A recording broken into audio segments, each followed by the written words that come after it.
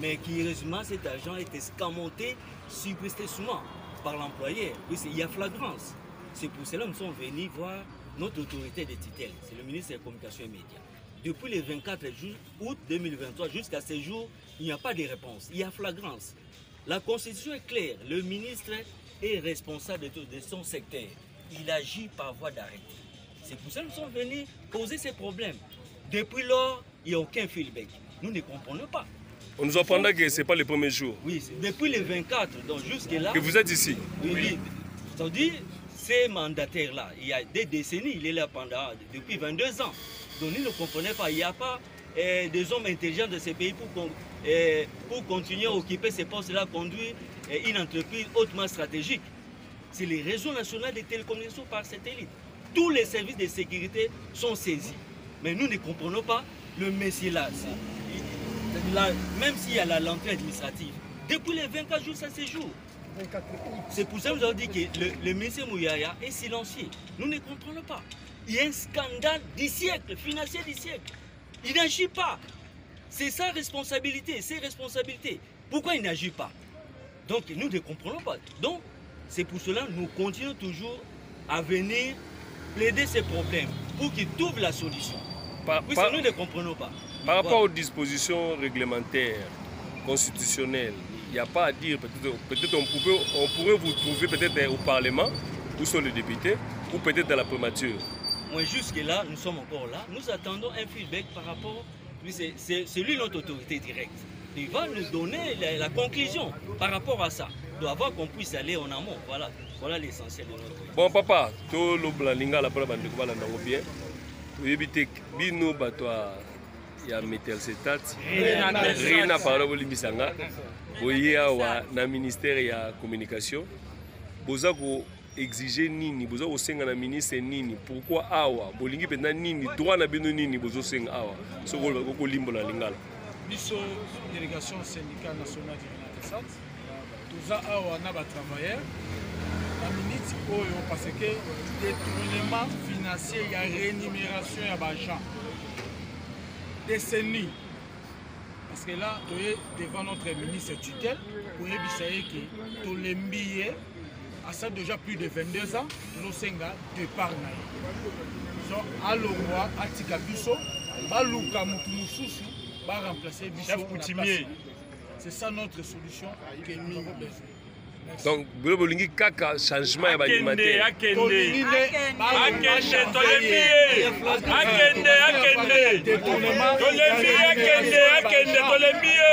Monsieur Achille, depuis le 24 ans, na ministère tokolongwa kino ministre a suspendre début soto zongi musala. Mais vous continuez à kende na primature. Bon, tout ça n'est pas ministre na biso pour aller charger. Ce qui a lembi biso d'être au kende na primature. Pourquoi ya lobi a lembi biso na noté ya moto za a. Depuis bozo yawa. Na nous boyo kita réaction kete ya ministre. Bon, pour parler d'assurance et alu. Ayambita moko na binote. Ayamba biso. OK. Ayamba biso to sola mingi na directeur, mais yé moko na to sola na iti. Na ndambo bo solola na bozaki satisfait. Bon, tu as certifié si Moukolo, tu as signé départ na yende to certifié. Jusqu'à présent, quoi na signé tu as certifié. OK, merci papa. On va accélérer gamone. Awa Agi Nathalie 22 ans. Président de la République a ça 5 ans. À Longwe. Ministre a ça pas même là 5 ans même 2 ans à Longwe.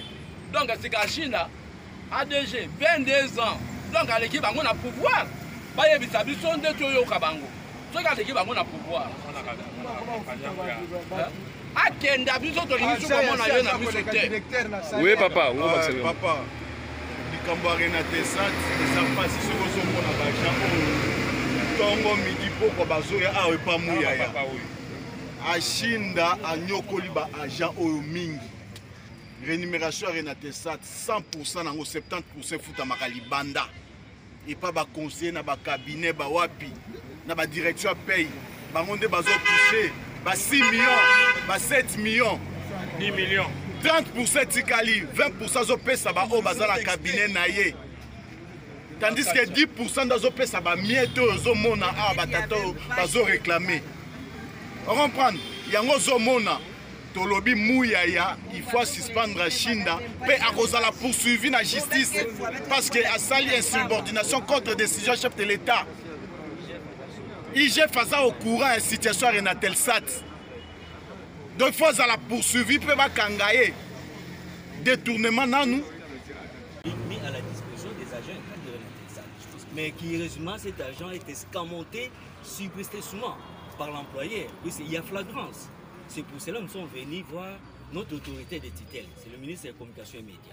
Depuis le 24 août 2023 jusqu'à ce jour, il n'y a pas de réponse. Il y a flagrance. La Constitution est claire. Le ministre est responsable de son secteur. Il agit par voie d'arrêté. C'est pour ça que nous sommes venus poser ces problèmes. Depuis lors, il n'y a aucun feedback. Nous ne comprenons pas. On nous apprendra que ce n'est pas le premier jour. Oui, depuis le 24, donc jusque-là... Que vous êtes ici. Oui. C'est-à-dire, ces mandataires-là, il y a des décennies, il est là depuis 22 ans. Donc nous ne comprenons pas, il n'y a pas des hommes intelligents de ces pays pour continuer à occuper ces postes-là, conduire une entreprise hautement stratégique.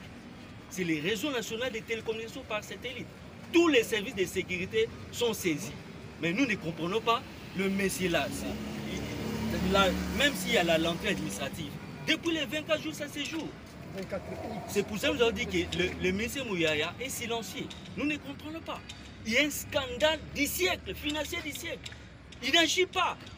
C'est sa responsabilité, ses responsabilités. Pourquoi il n'agit pas? Donc nous ne comprenons pas. Donc c'est pour cela que nous continuons toujours à venir plaider ces problèmes pour qu'ils trouvent la solution. Nous ne comprenons pas. Par rapport aux dispositions réglementaires, constitutionnelles, il n'y a pas à dire, peut-être on pourrait vous trouver peut-être au Parlement, où sont les députés, ou peut-être dans la primature. Moi, jusque-là, nous sommes encore là. Nous attendons un feedback par rapport... C'est lui notre autorité directe.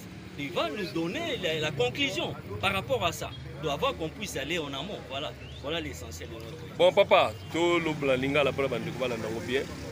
Oui, bino batwa ya Metelsetat. Rien à parler au Limbisanga. Voyez na ministère ya communication. Boza ko exiger nini, boza ko senga na ministre nini. Pourquoi awa? Bolingi penda nini, droit na bino nini bozo senga awa. So ko limbola lingala. Biso délégation syndicale nationale du Renatelsat. Toza awa na ba travailleurs. La minute oyo parce que détournement financier ya rémunération ya ba agent. Décennie. Parce que là, devant notre ministre tutelle, pour éviter que tout les billets, à ça déjà plus de 22 ans, nous sommes départ. Donc, à l'Oroi, à Tikabiso, à Luka Moutumususu, va remplacer Bisso. C'est ça notre solution que nous avons besoin. Donc, vous voulez kaka changement alimentaire.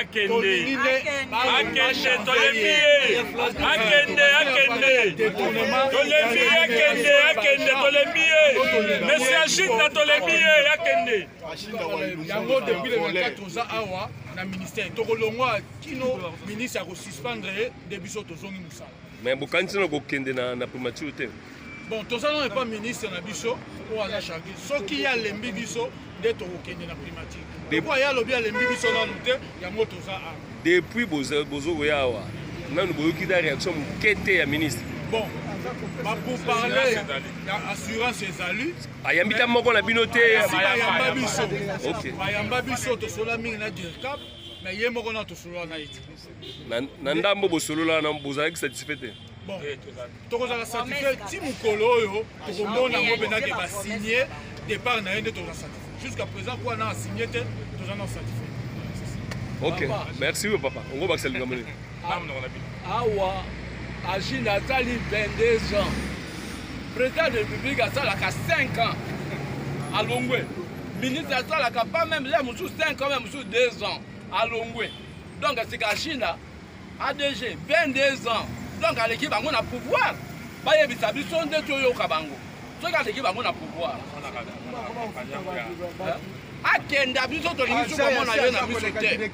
Oui, papa.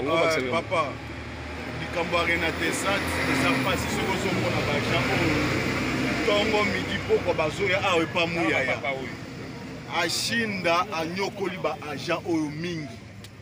rémunération ya Renatesat 100% nango 70% futa makalibanda et pas ba conseiller na ba cabinet ba wapi na ba direction paye bango nde bazo toucher ba 6 millions ba 7 millions 10 millions 30% tikali 20% zo pesa ba o bazala cabinet na ye tandis que 10% d'azo pesa ba mieto zo mona a batato bazo réclamer on comprend yango zo mona tolobi mouyaya il faut suspendre Shinda pe akozala poursuivi na justice parce que asali insubordination contre décision chef de l'État.